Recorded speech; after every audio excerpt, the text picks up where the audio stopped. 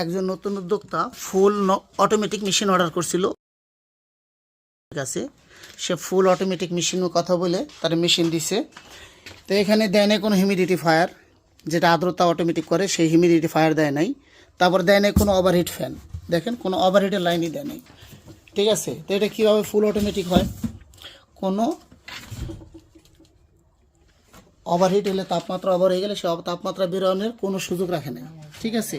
তারপর কন্ট্রোলার দিচ্ছে STC 3028, ঠিক আছে। STC 3028 এটাও ভালো কন্ট্রোলার, কিন্তু যেই দাম নিছে সেই দামের সাথে কি এই কন্ট্রোলারের এই দাম হয়? এই যে 9500, 9.5K, 9500 টাকা, ঠিক আছে।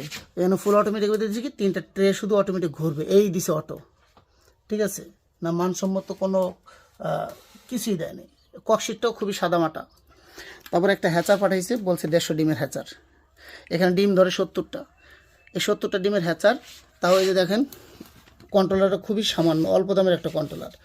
এটাতেও কোনো ওভারহিটের ফ্যান দেয় নাই, দুটো ছিদ্র করে দিছে। হ্যাচারে যদি ছিদ্র থাকে তার ভিতরে আর্দ্রতা থাকবে, যেহেতু এটা এমনি ম্যানুয়াল আর্দ্রতা হবে, ঠিক আছে।